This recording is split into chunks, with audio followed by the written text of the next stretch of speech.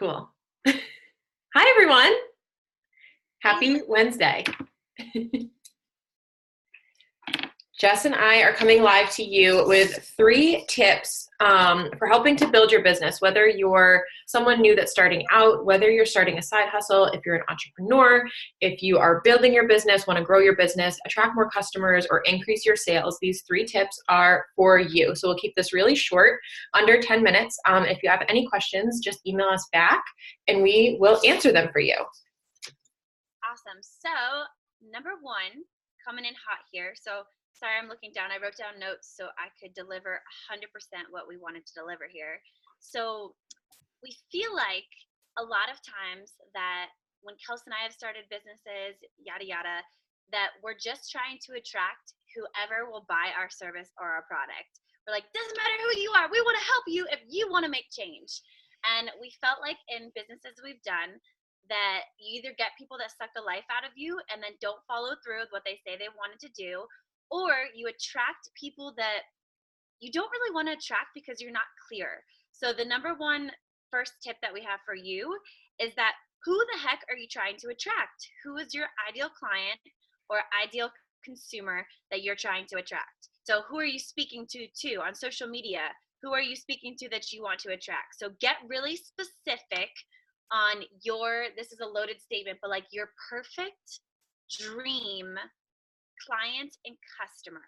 So when I say that, so I'm just going to talk to like the group of women that I think on here would that I'm targeting sort of is, let's say you're in a workout or fitness based business or health and wellness.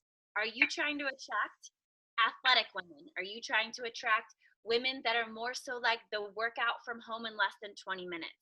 Are you trying to attract moms? Are you trying to attract single women?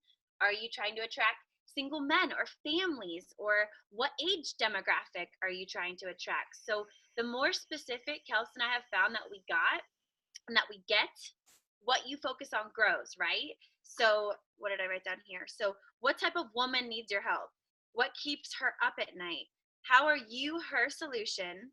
And that every single post and story and conversation that you have should be intentionally speaking to this one potential like dream client that you have in your head every time you talk on social media.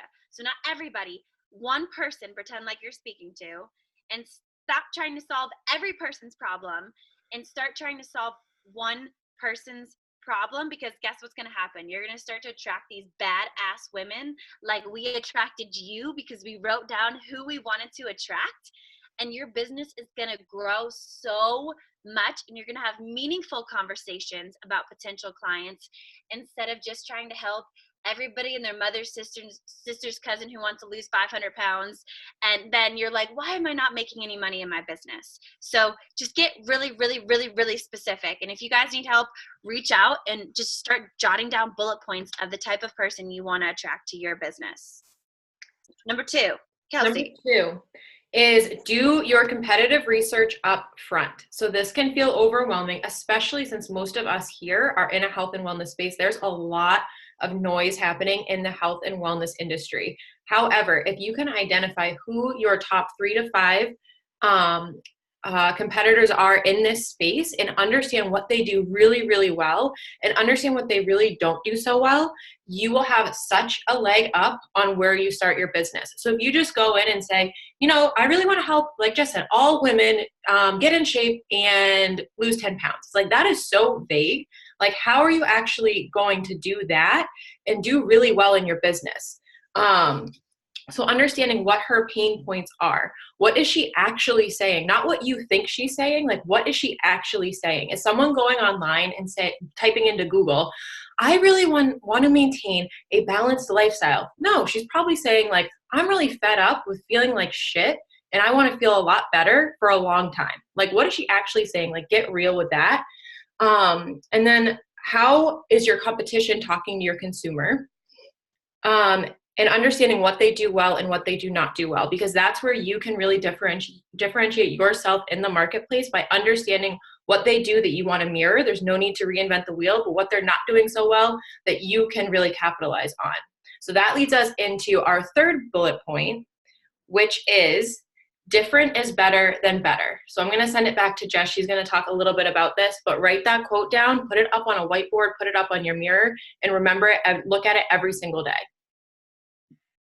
Okay, so I love this so much. And when Kels, I'm going to give her the credit here because she came up with that or read that or put it all together. And I was like, it's so true because especially in health and wellness, how many people call themselves a coach or a fitness coach or a life coach or a business coach or a consulting coach, right? So different is better than better. And I wrote this down too. Hold on. I wanted to read this to you. No, obviously I can't find it.